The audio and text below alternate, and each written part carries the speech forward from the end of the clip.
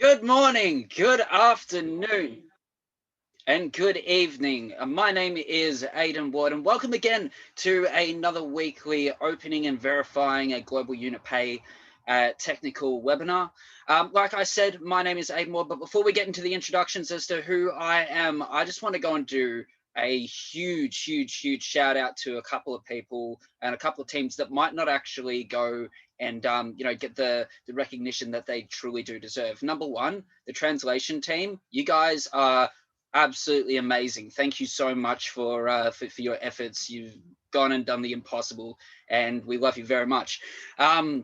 The other thing I wanted to go and mention is, to all of our organizers and interpreters everywhere in the world as well. Thank you once again.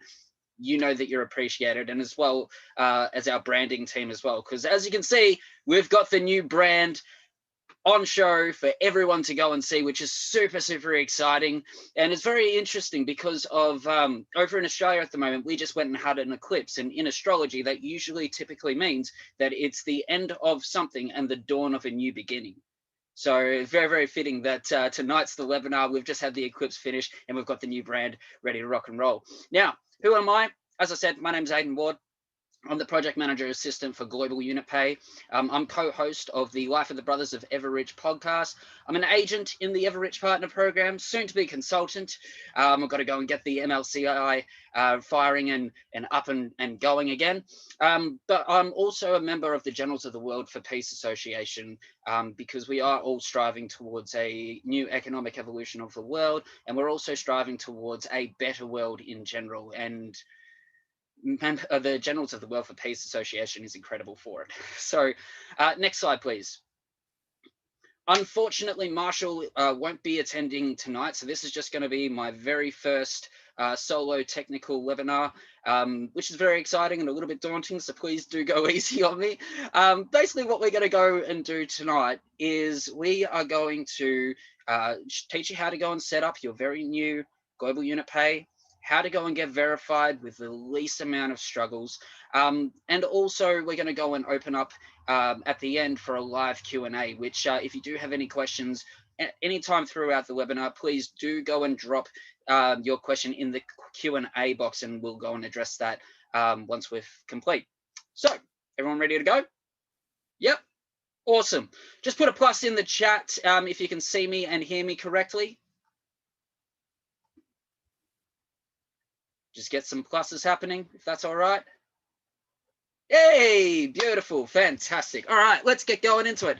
Now, for those of you who haven't gone and had a chance to go and open up a Global Unit Pay account, this is exactly what you need. Okay, so first and foremost, what you're going to go and do is type into your browser www.gtinet.ch. Click the Open Account button just down the very bottom there, and we'll move on to the next step. Next slide, please. Very self-explanatory, but I will just go over a couple of things with this presentation and with this whole setup.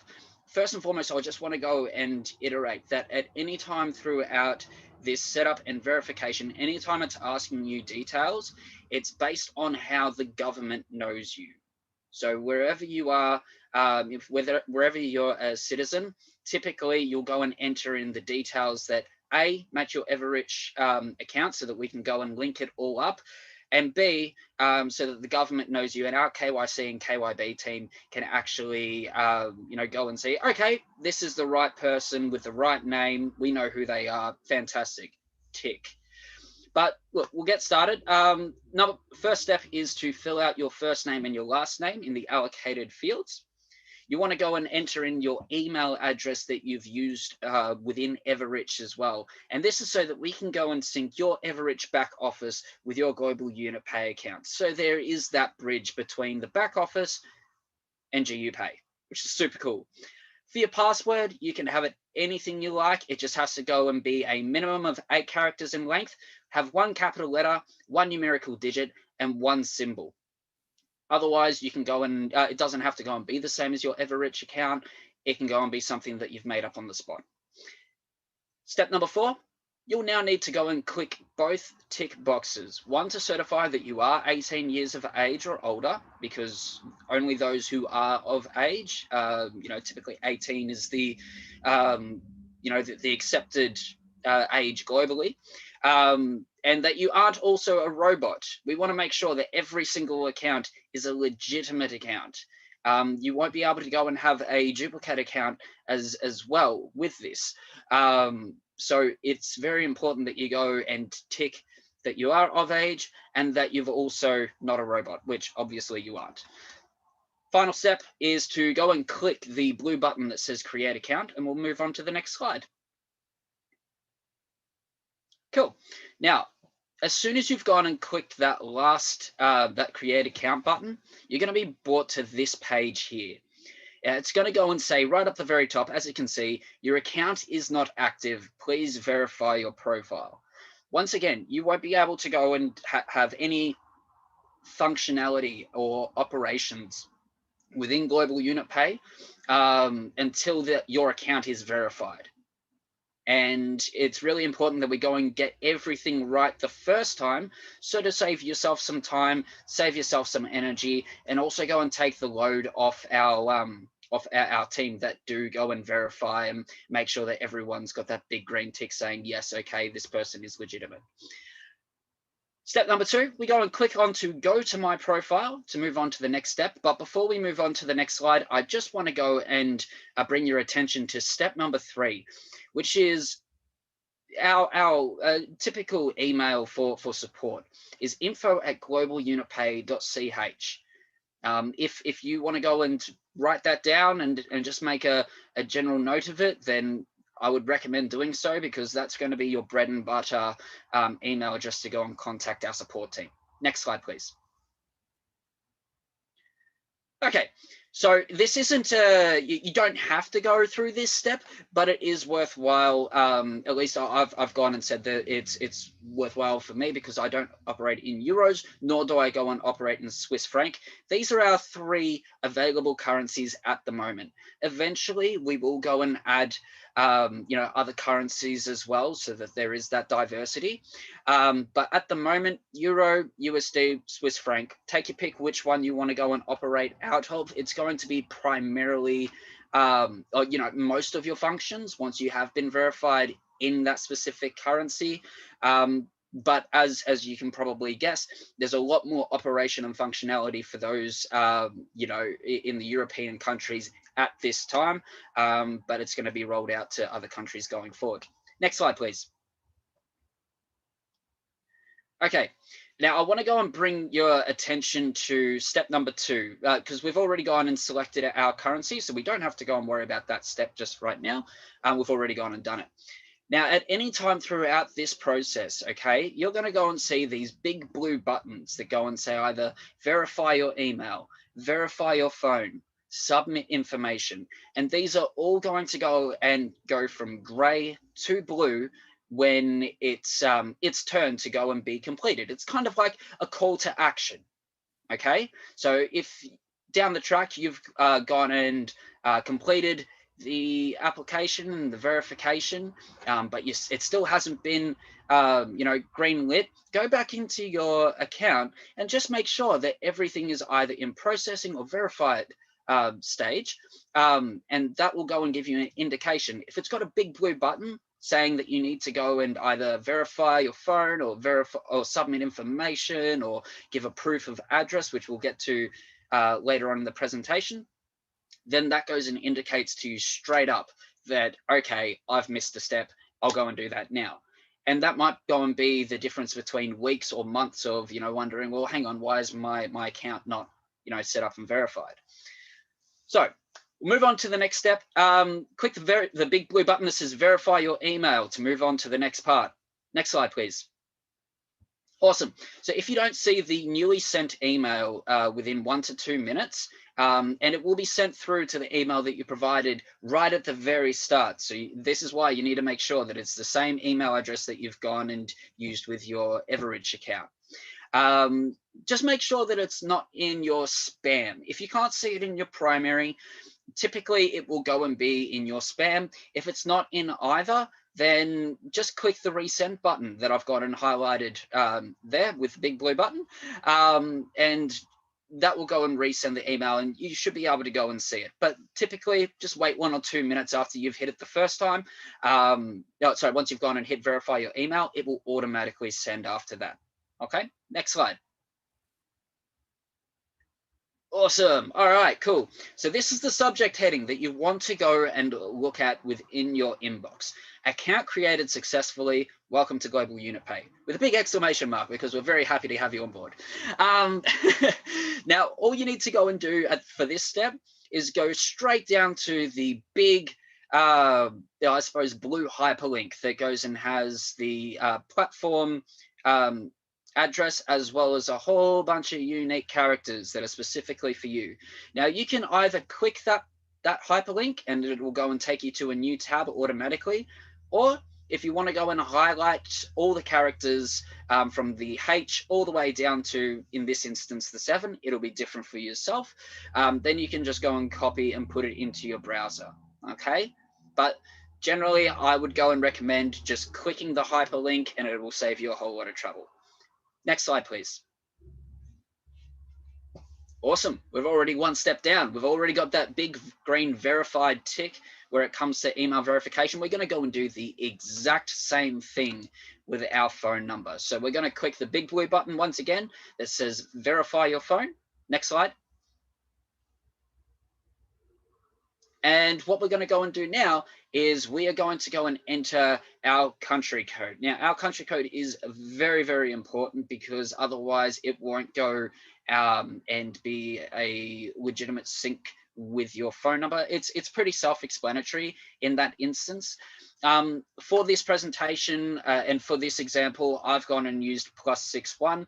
I know over in the States, it's +1 is the country code, but obviously it's going to go and be different depending on where you are in the world. So what we've gone and done, for an example, in Australia, we would typically have a 0 in front of our proper phone number.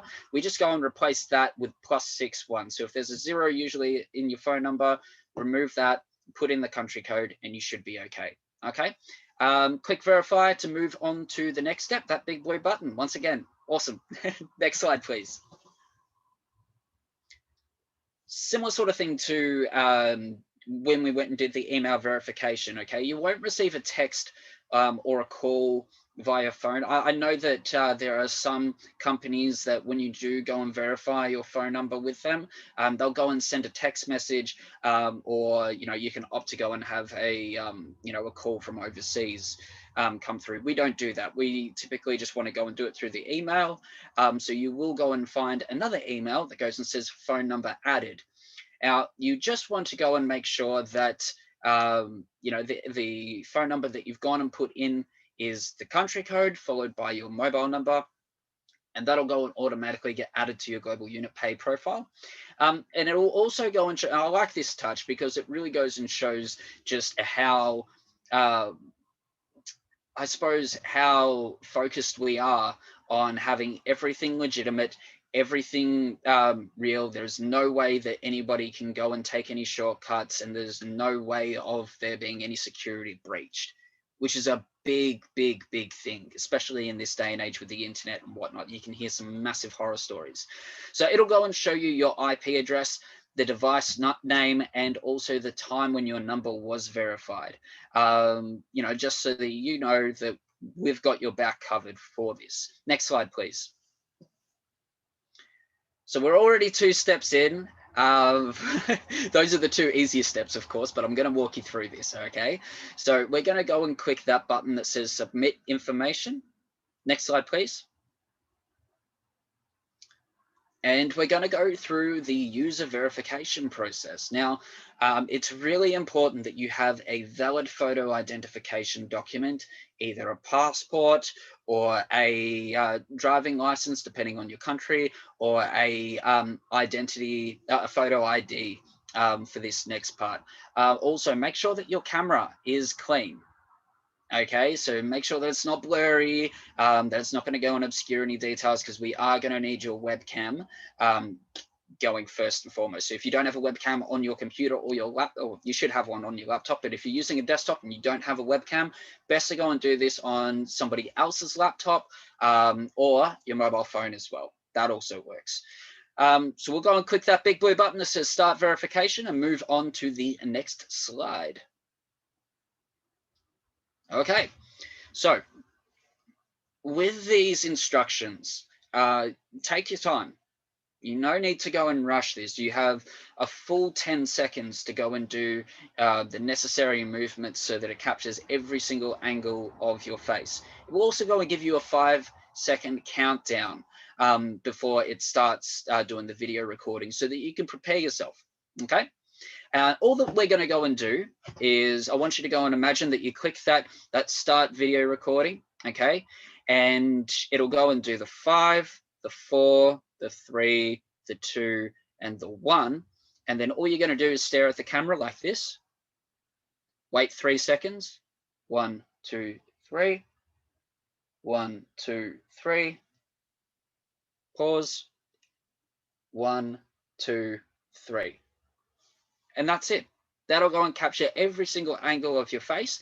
And the KYC and KYB team can then go and say, yep, okay, that part is completely done. Next slide, please. Cool. Now, we're going to go and do a similar sort of thing. Like I said, the two typical document types that are going to be used anywhere in the world is either identity card, which will go and have a photo of yourself along with your details, or your passport. Over here in Australia, we've got our driving license as a primary form of ID. So that's why that's gone and been highlighted, because, you know, I'm Australian myself. But depending on where you are in the world, driving license might not be an option for you. So passport or identity card are your typically safest option. Click I confirm my identity once you've gone and selected your document country of issue. Actually, before we go on to the next slide, I'll just go and say the document, can we just go back to the previous slide, please? Thank you. Document country of issue. This is the country where the document you go and have on hand actually comes from. So if you're, say, if you live in Australia, but you've got a New Zealand passport, you would typically go and put in New Zealand, then click passport. Do you get me? So the document country of issue is not necessarily where you are currently, it's where the document was actually, originated from. Just wanted to go and clarify that. Okay, cool. I confirm my identity. We'll move on to the next slide. Cool. Similar sort of thing. All that we are going to go and do is we're just going to go and use our webcam to go and take a photo of it. So what you want to go and do is hold it directly up in front. Make sure that it goes and fits the frame. There will be a frame that goes and pops up, and make sure that the lighting isn't glaring, the details. It needs to go and be readable. This isn't a a computer-based, I suppose, identity match. It's an actual physical person. If they can't go and see the details, if they can't go and see your photo clearly, if you can't even see from the photo that you've gone and taken, don't go and send it. That's your typical rule. If you can't go and read everything, then the other person on the other end won't be able to go and read anything either.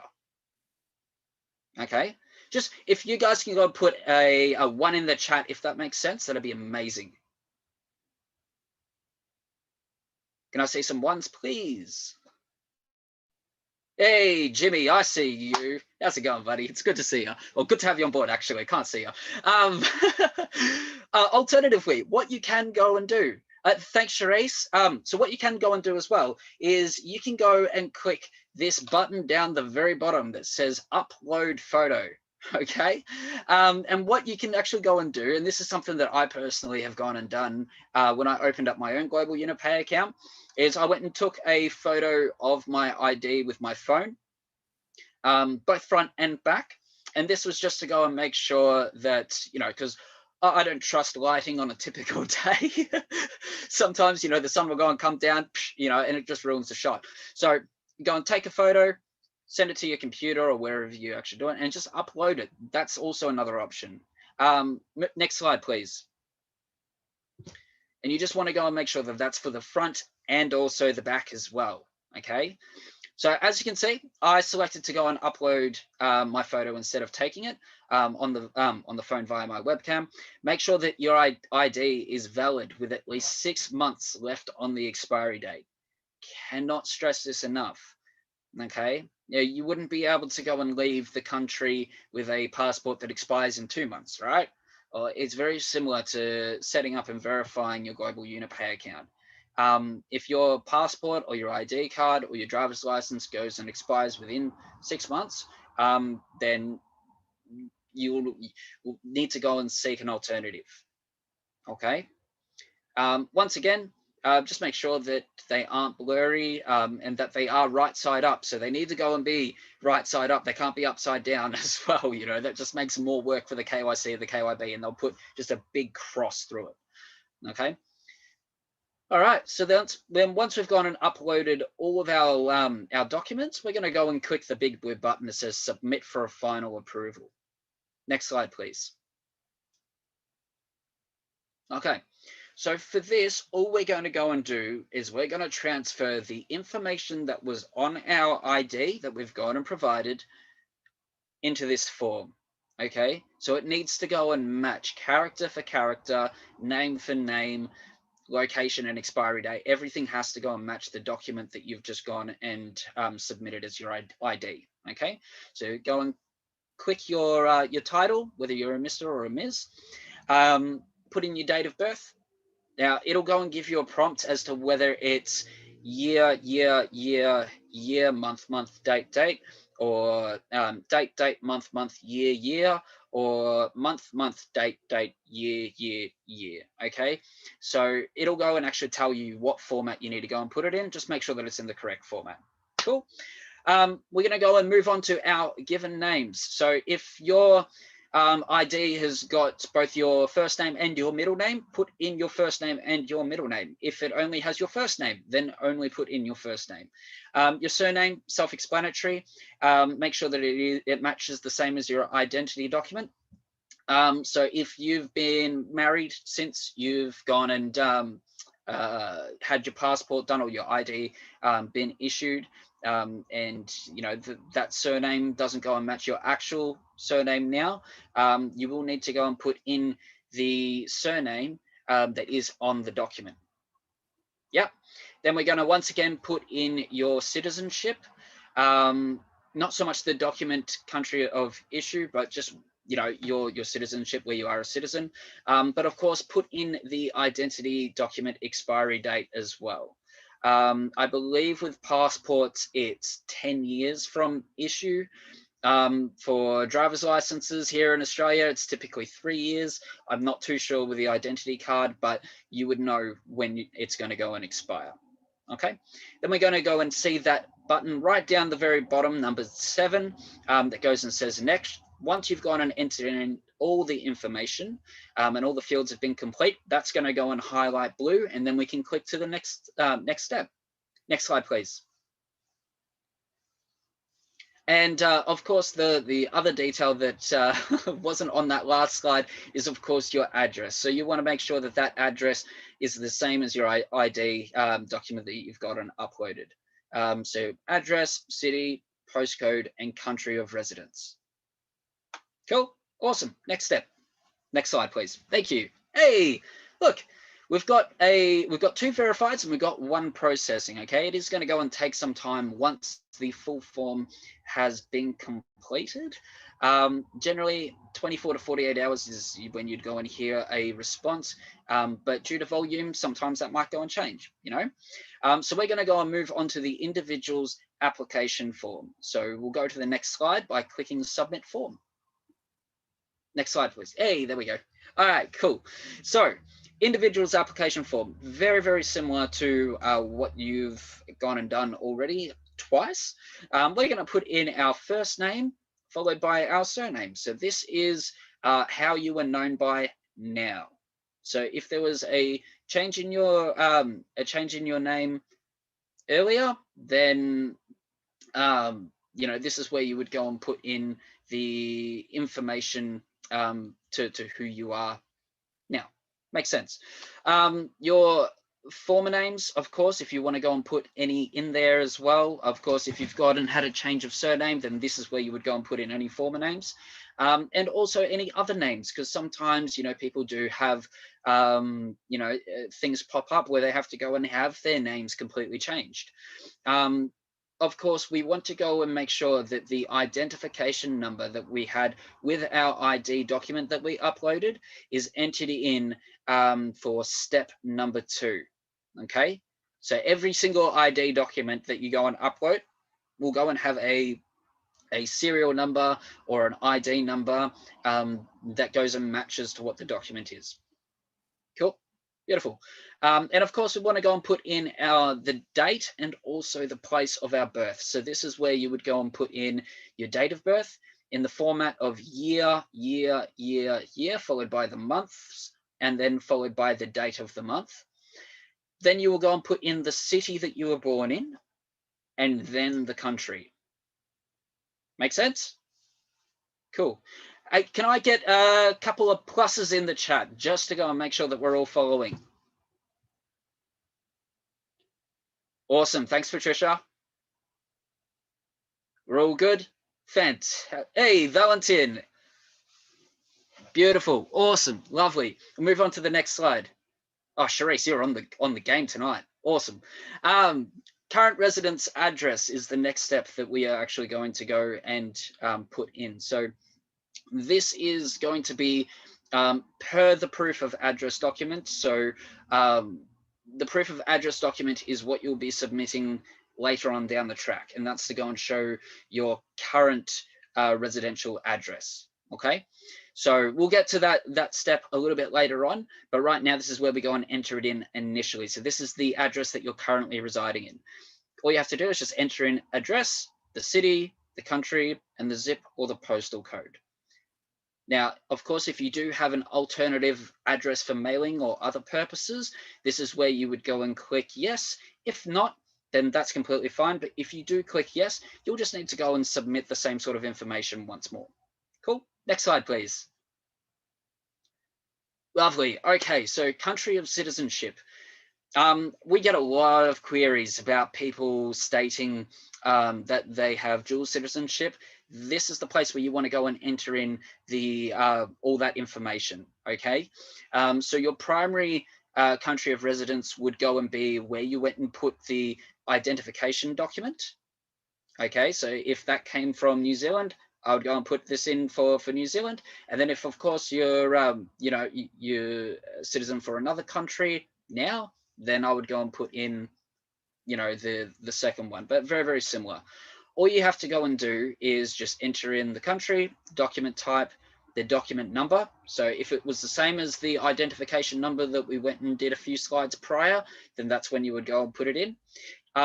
Do make note as well that if you have got dual citizenship, you will be needed to provide a document and the document number for that other country as well. So just bear in mind for that fact. Cool.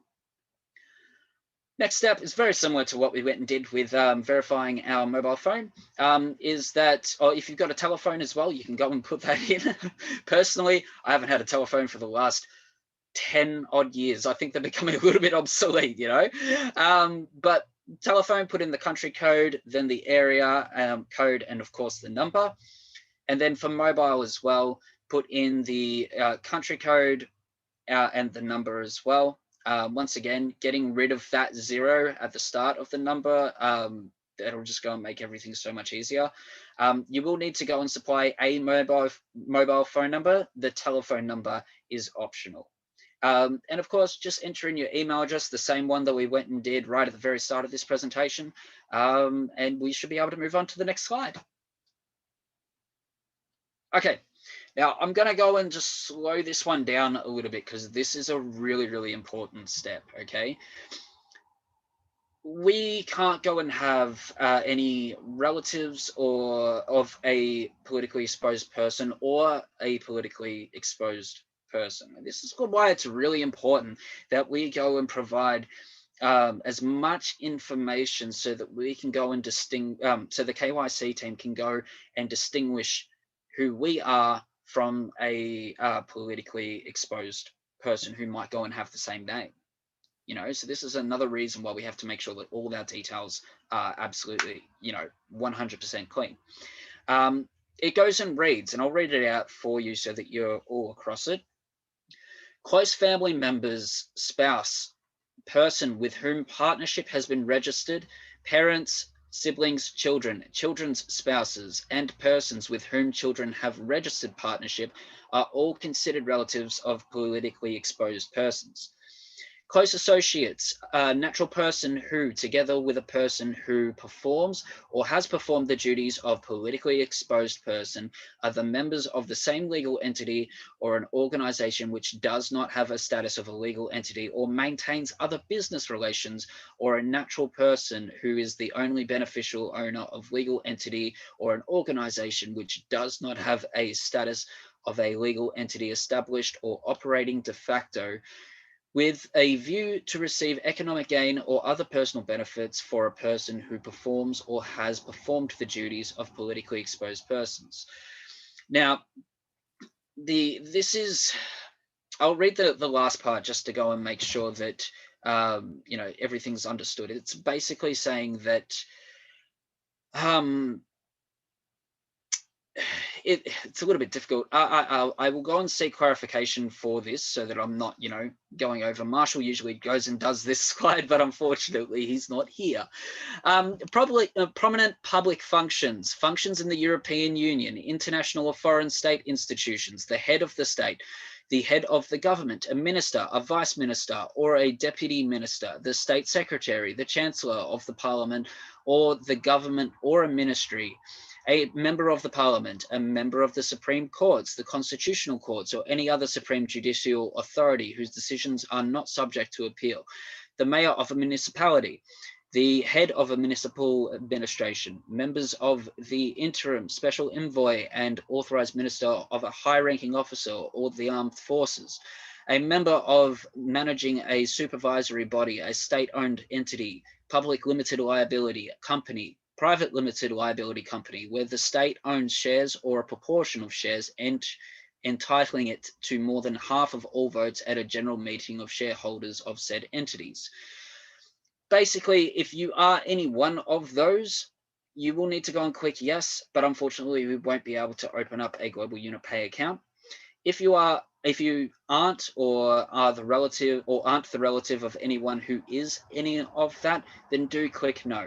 But you will need to just go and confirm that the information provided above regarding politically exposed persons is correct and accurate to the best of your knowledge at the time and date of submitting this application form. I hope that makes sense. Just give me twos in the chat if that makes sense. Awesome, Patricia. Awesome, Jimmy.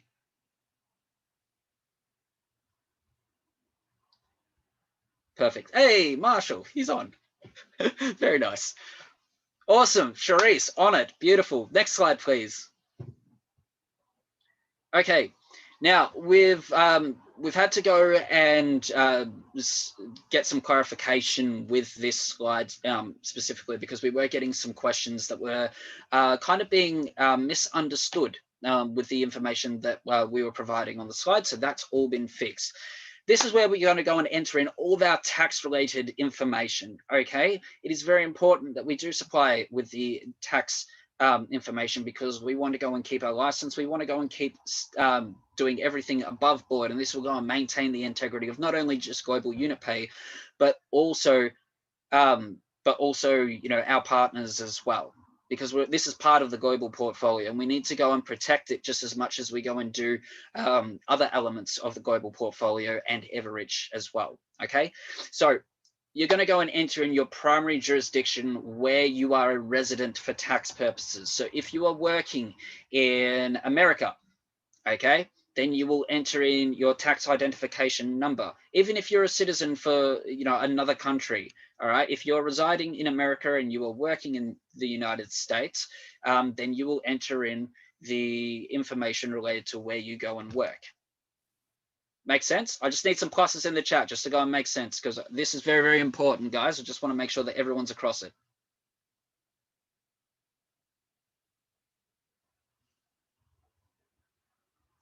Yep, beautiful, fantastic, lovely, crystal clear, like it. So you're going to enter in your primary jurisdiction, where you go and receive, where you go and work. Then you're going to go and enter in the tax identification number or tax file number or whatever it is known by. It's basically the identification number that your country's tax office will actually go and know you as, okay? If you don't go and have your tax number available, you will need to go and specify the reason for not being able to provide your tax identification number, okay? Very important. If you want to go and make sure that if you do go and get to this part, I would recommend calling up your tax office in your country and getting that tax number, or if you have an online portal which goes and has that information readily available, make sure that you do go and have it, because it will go and save you a lot of hassles in the long run by providing your tax identification number now.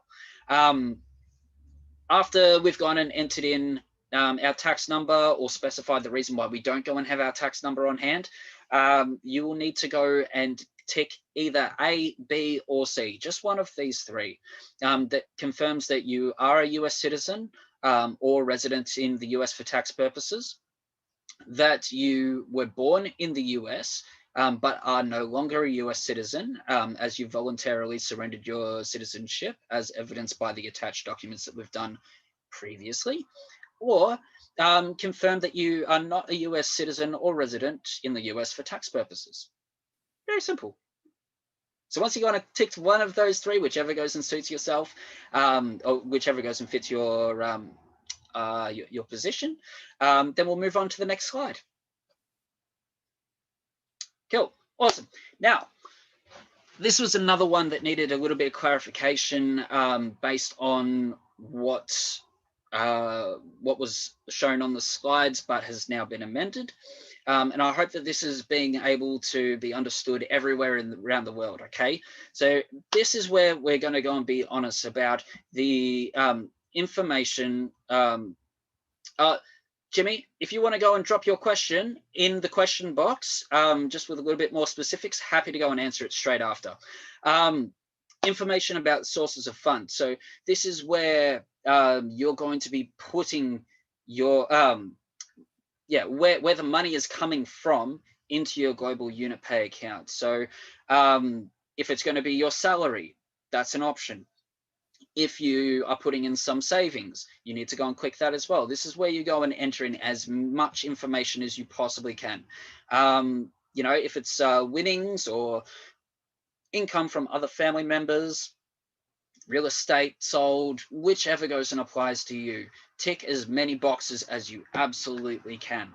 Okay, obviously, if you're self-employed, you'll go and enter in self-employment. If you're employed or you're a student or you're unemployed, then there's going to be different different sources that go and apply to your situation. So on the left-hand side, multiple ticks. On the right-hand side, where it goes and says information on occupation, this is where you'll go and specify, you know, what your current occupation situation is. Whether you are employed, whether you're a student, whether you're self-employed. Self-employed would probably be a big one, I would imagine, as well as employed, especially if you are undertaking the partner program and, you know, getting commissions through Everrich. You know, self-employed would go and be a huge one. But of course, if you're in it for project participation across our network, then of course, you know, you'd probably be employed. You only need to go and click one of these. Okay, awesome. Move on to the next slide. Cool, awesome. So purpose of opening an account. Once again, you want to go and enter in as much information as you possibly can. It's really important that we are being honest with our with not only our KYC and KYB team, but also our anti-money laundering team as well, which you know, goes and officiates everything in the back end. because we want to go and be something for the long term rather than the short term. And we'd hate for something to go and happen where our platform is shut down because of one or two people who thought they could go, you know, and take shortcut. We're not in it for shortcuts here. We want to go and do things as legitimate and above board as we possibly can, because we know what sort of benefits the Global UnitPay is going to go and have, not just on existing partners, but also people outside of Everich and newcomers as well. You know, it's a big, big cornerstone of the new economic evolution of the world, and cannot stress that enough. So, purpose of opening an account, just be honest. You know, is it for household expenses? Is it for loan payments? Is it for personal expenses, business related expenses, foreign transactions? Or if none of those options go and apply to you, tick other and go and enter it in. You know, just be completely honest, transparent, you know, really easy. Once we've gone and done that, you're going to go and enter in details about your, you know, banks that you have already existing prior to Global UnitPay. So you'll go and enter in the name of your existing bank and also the country where your bank is located. And that'll go and help in the long run, especially if you are transferring funds between, you know, one bank and another.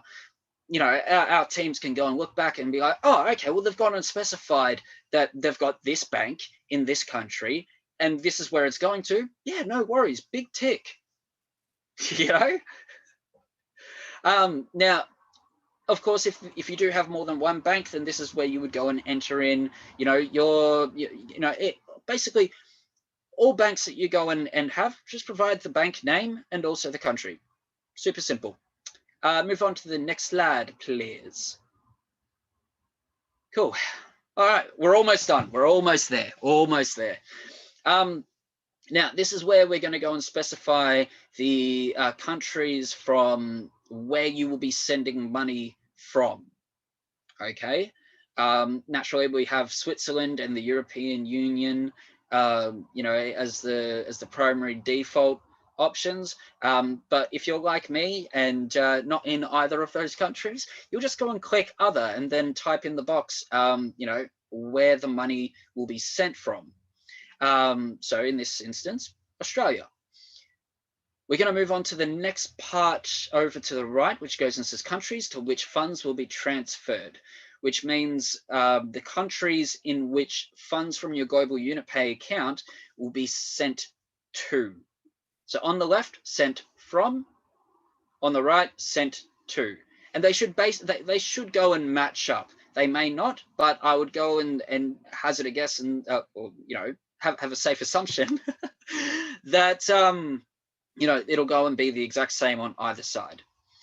For step 3, the services that you plan to go and use. Once again, just be honest. You know, is it currency exchange? Is it money transfers?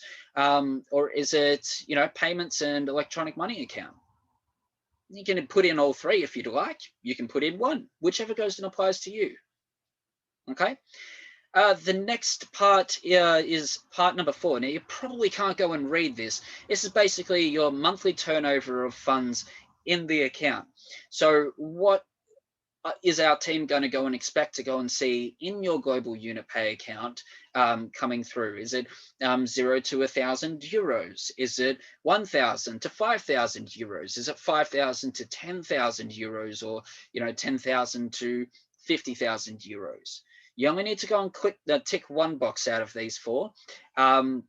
But once again, just be honest. Of course, you know, we don't know what the future is going to go and hold. It may go and increase. It might decrease. But if you go and tick 1 of those boxes, it's just an indication. Okay, it's not set concrete in stone, and it's not to go and limit you from doing more or less transactions or turnover, you know, in the future. And final step of this slide is, will your first deposit to your account exceed 15,000 euros? Now, the reason why they're asking this question is a real simple one. They just want to go and make sure that, you know, if they do receive, you know, an exorbitant deposit, you know, especially first up, that, you know, it's either not going to go and be 15,000 euros and above, or it is going to go and be, so that they can go and have a heads up and they can say, well, actually, they did go and specify this in their account setup. And it's basically to go and filter out any money laundering or any, I suppose, nefarious transactions or between one financial institution to another financial institution. Okay, does that make sense? Perfect, awesome. Move on to the next slide. Okay, we're just about finished. Okay, we're almost there, almost there. You've been so amazing so far. Let's keep it up. Now you're just going to go and tick either A or yes or no for this question. I am the beneficial owner of the account and of the funds in the account, and I act on my own behalf. If that's correct, perfect, tick yes. If no, then you'll need to go and fill out the questionnaire of the ultimate beneficiary. Okay, and this is just to go and make sure that, once again, our team knows what to go and expect from your account. And that's going to go and stop so many more alarm bells from being raised. And it could be the make or break to an account remaining completely operational, or an account being stopped, just cancelled. That's how serious it is. So it's really important that we are doing this above board. Cool, lovely. And the last part is this. This declaration is really important to go and read through. You can read this one in your own time, but it's basically to go and confirm that the information that you've provided all the way through is true and correct. And that it's in line with the legislation of the European Union, and that everything is what it is, that there's no shady business happening. Okay. Once you've gone and clicked that box that goes and says that you confirm that everything's true and correct, then click the blue button that says submit. Next slide, please. But it's not done just yet. It'd be too easy for that, wouldn't it? It would be way too easy. Okay, so what we're going to go and do, just to go and make sure that everyone's not just ticking a box and clicking submit without reading it, all right, make sure that you go and follow this step. You will not be sent a verification code unless you click the button that says request code via email. It will not be sent automatically. You have to physically click that button to go and say request code via email. Okay, next slide, please. Once you've done that, check your emails. Once again, wait for the 1 to 2 minutes for it to go and pop up. Either look in your primary inbox. If it hasn't gone and popped up there, definitely go check your spam. And then look for this subject heading, verification code for Global Unit Pay. Okay, in there, you're going to go and see the text, your Global Unit Pay operation verification code, and then 6 digits. It's not going to go and be the same as mine. It might be, doubt it, but it probably won't. But what you're going to go and do is you're going to go and highlight that and copy it. Next slide, please.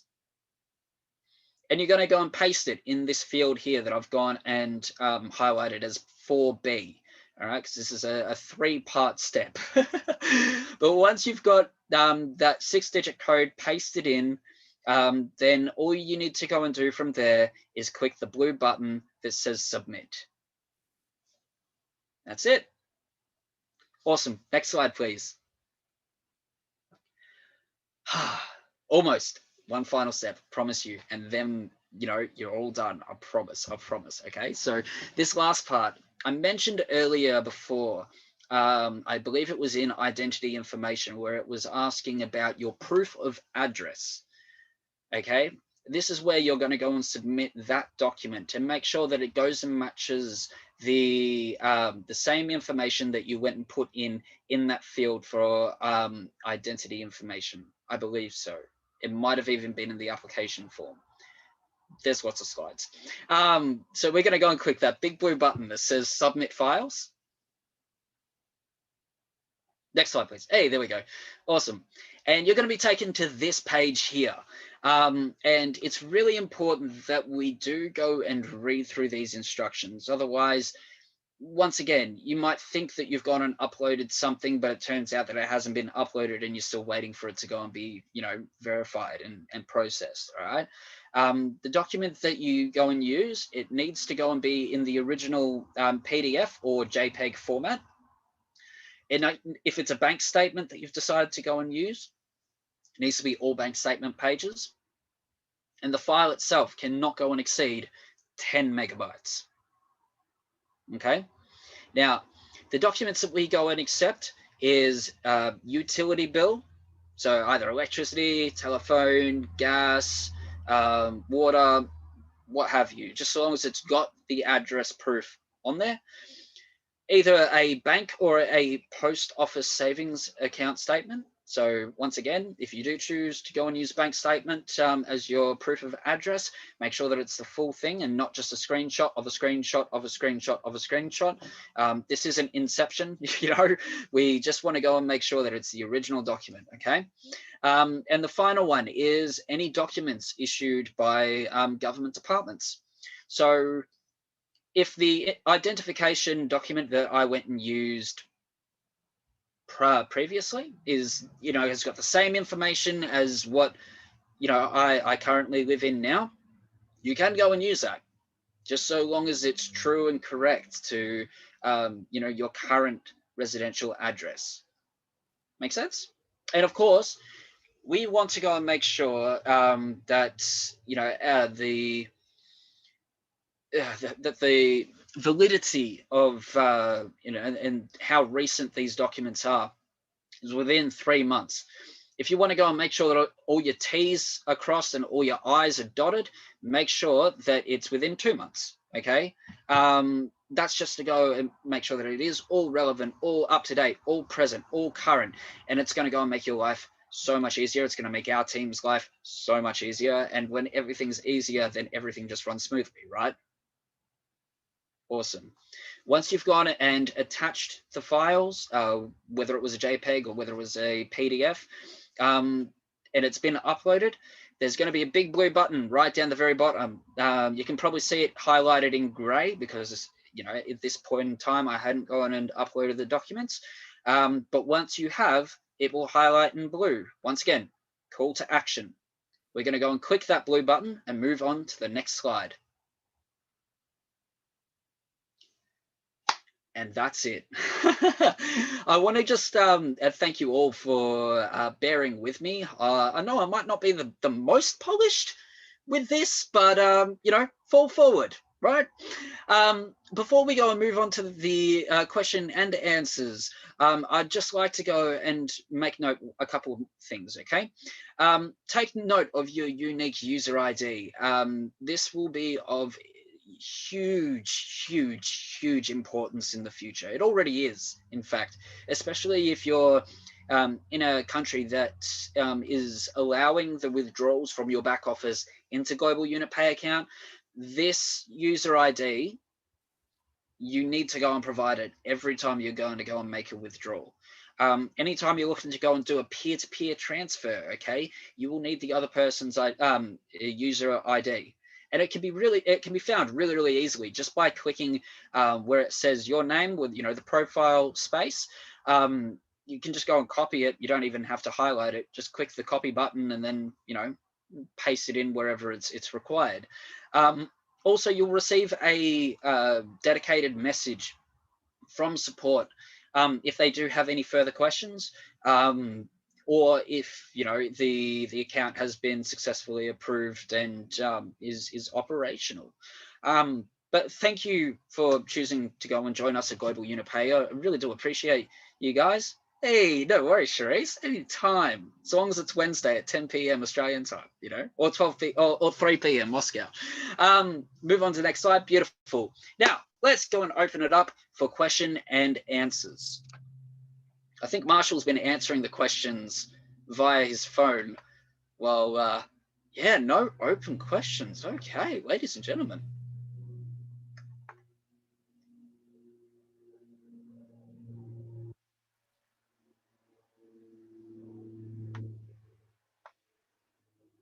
Okay. Are there any questions from any of the rooms? Yes, Aidan, there is a very long one. So one lady, actually, she was full of questions last time. Give me a second, please. Yeah, no worries, Olga. So she said that in the field where there is the identification code that is to match the number of the document submitted, I entered the number of my international passport that was uploaded and and the personality was verified, and I was rejected. The reason or the cause of the rejection is that the personal identification number, PIN code, does not match the number of your document. Therefore, enter or provide us with the correct PIN code.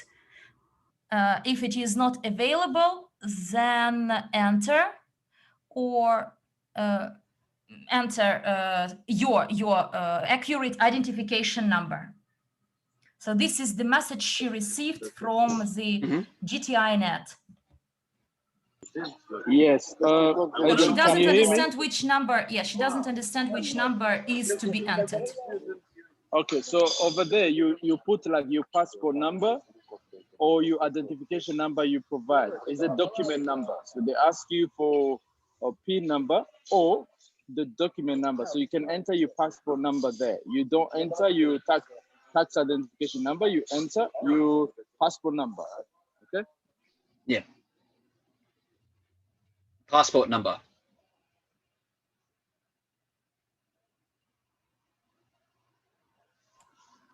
Okay, there is one more question from the same lady.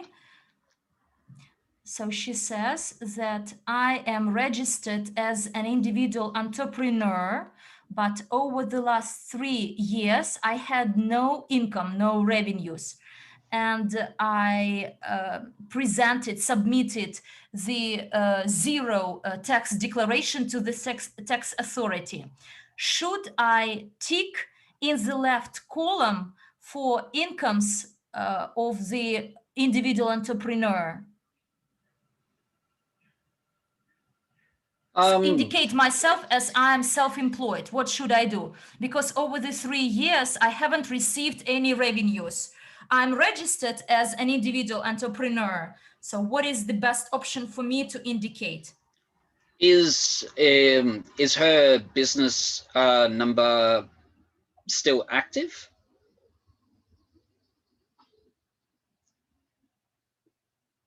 If she's still registered, then yeah, click self-employed.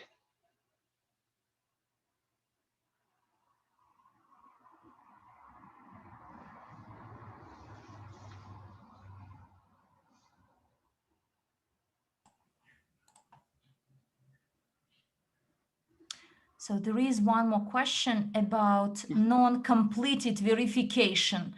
So a person is stuck at the application form.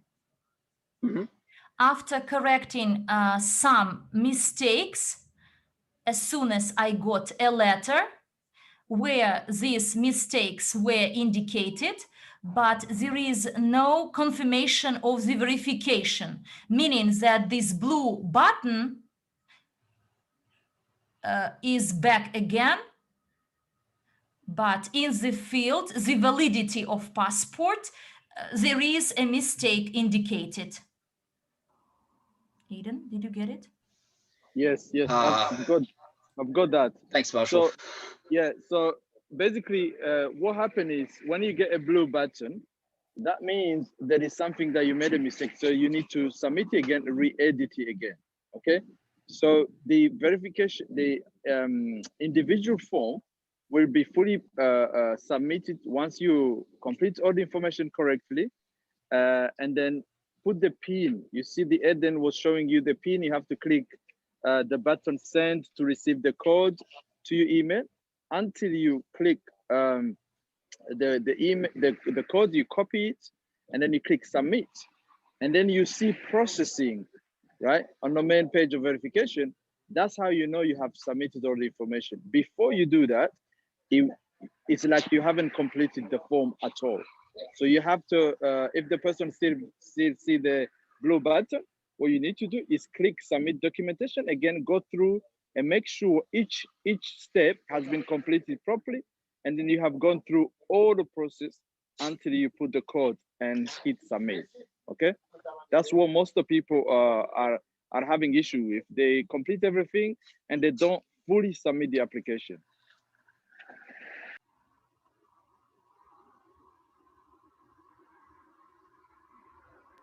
Do you understand that, Olga?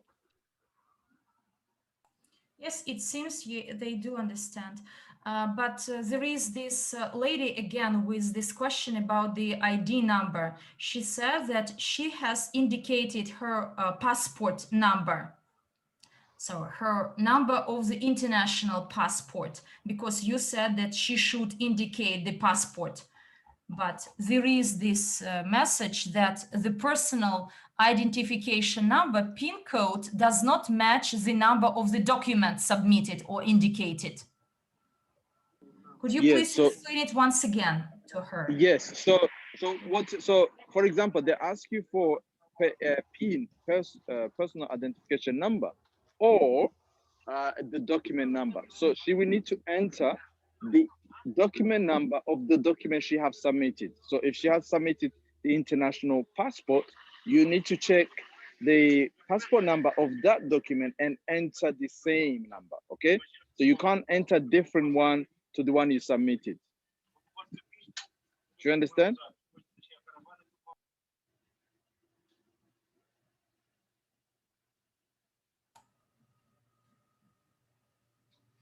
Marshall and Aiden, we have one more question from Hindi room. My verification rejected now. I'm not able to log in with my email. Oh, I've already gone and messaged. Yeah, I messaged Sakshi about that. info@globalunitpay.ch with her information and also her user ID information with a brief, summation, as to what the issue is.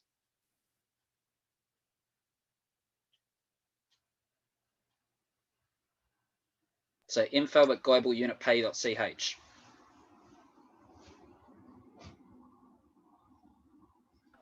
Also, just to add on that, sometimes the KYC team has rejected people and they give them a reason why, i.e. submit extra documentation, but people take longer to submit those documentation. If you take more than 2 weeks without explanation, without telling the KYC that to give you extra time, the KYC officers, they will assume that you no longer wish to have the account, and then your account will be restricted. Hence why you don't see you won't be able to access your account, and you will see that when you try to log in, it won't accept it. And when you reset your password, it will say the user already exists. So when that happens, you know yourself that you have received the email of having extra documentation, but you did not upload those documentation. Therefore, your account will be restricted. Okay, so if you receive that email of uploading extra documentation, you need to make sure that you upload those documents within 2 weeks period. Otherwise, your account will be prevented, because we can't have people on the system without who can have access without verification. Okay.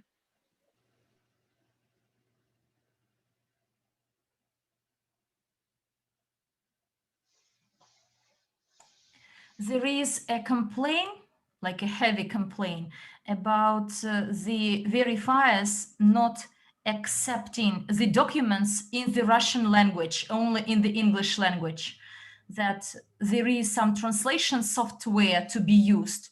So yes, let me answer that one. So it is a Roman alphabet.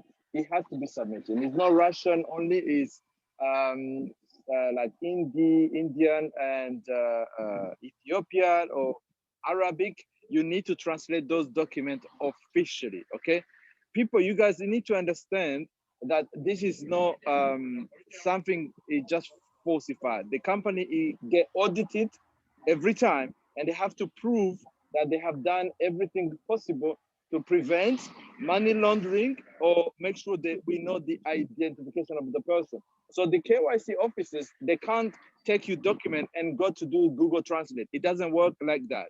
So you have to translate those documents officially, okay? Or if you ask your bank, or if you ask any of the bill document, they will translate those documents for you, all right?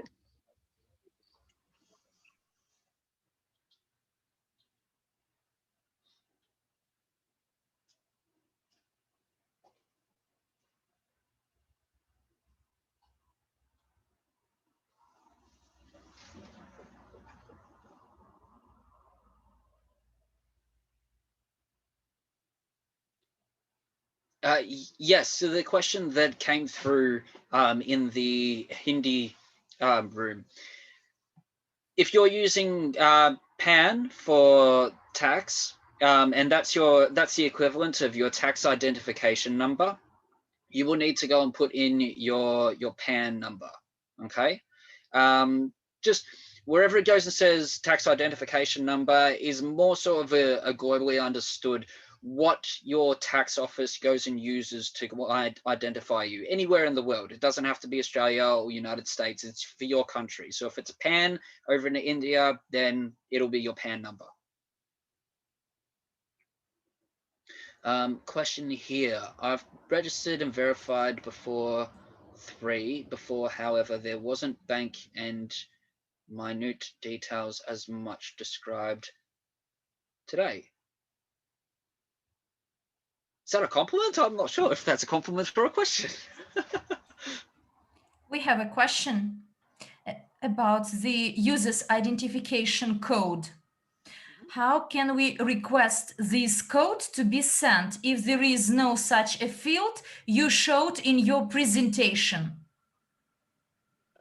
No, the field will be there. The field towards the end, the field will be there.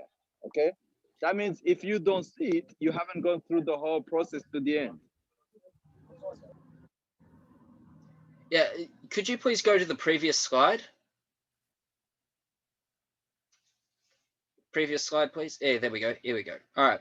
So to the person who went and just asked that question, when you've gone and completed your application form, your individual application form, your proof of address, all of that, all right, you'll go back to the main page right at the very start where it went and said, you know, please verify your profile, right?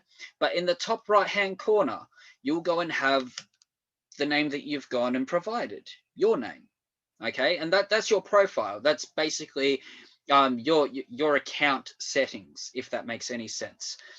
And right below it, if you go and click that that arrow to the far right-hand corner, that's going to give you a drop-down menu, which will go and tell you your unique user ID. In this instance, for this particular account, this is just a dummy account, but for this account, it's 49H61S. That's going to be completely different for yourself, but that's the way that you go and find it. Once you've gone through your application form, you just go to the very main page, click the bottom arrow, and that'll go and pop down with the drop down menu and tell you what your ID is. Does that make sense? Yes, yes, great. So are they asking for global unit pay ID number, or they're asking the code that is sent to the email? If the translators can clarify that, because I understood that they're asking about the code rather than the ID number. Right. So the question reads that how to request this code with no explanation. Yeah, I think they're talking about the code for verifying the account. Then if you go to the previous slide, if they previous slide, please. Yeah.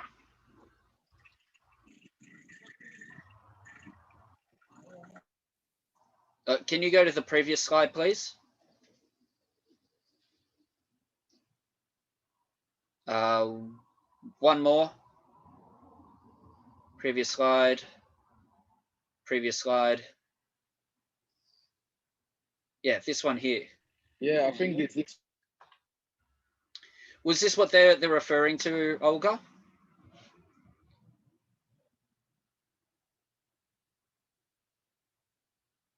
Aidan, no response so far. Okay.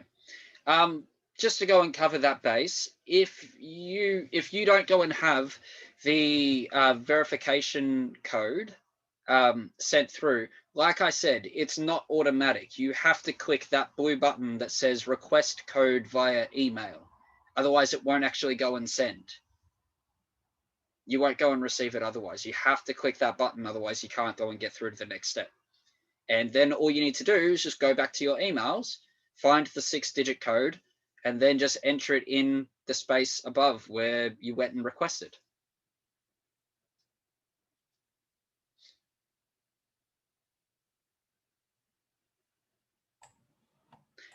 There's been a question asked in the Hindi room. Marshall, you might be able to go and help us out with this. KYC rejected. Now I'm not able to add new sign up with same email, not able to reset password. For that question, really quickly, email info@globalunitpay.ch with your details and explain exactly what you've gone and done right now. So if you want to just go and email them, they'll be able to go and address your concern. Yeah, I think that wraps us up. Yeah, yes, Aidan, just so that's the same question I've answered. Okay, so when people get that type of email or they can't log in with their email, it's because they have been requested to enter to provide extra documentation, i.e. criminal record or other documentation, Yeah. but they have not provided it within 2 weeks period. When that happens, their account will be restricted and they cannot access. Okay, so then we have to wait until the KYC officer open up again their documentation to be resubmitted. That's the case. Perfect. Awesome. Well, I think that wraps us up for this week, ladies and gentlemen. Once again, thank you so much for your attention and thank you for jumping on. We hope that it's gone and answered all of your questions and it goes and makes your life a little bit more seamless when it comes to setting up and verifying. Tune in for next week. It'll just be myself once again to go and present the slides. Till then, have a very happy and safe week and do tune in for tomorrow's session, 3 p.m. Moscow. Marshall's going to be going through the business presentation and how you can benefit from this amazing platform of ours. Till then, stay safe, stay healthy, and stay happy. I'll see you next week. Ciao.